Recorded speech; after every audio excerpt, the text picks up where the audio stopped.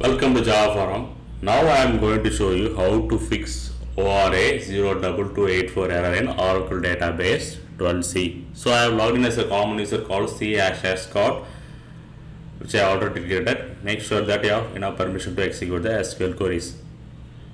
So here I am copy pasted on a SQL query for creating a sequence called sal sequence 4.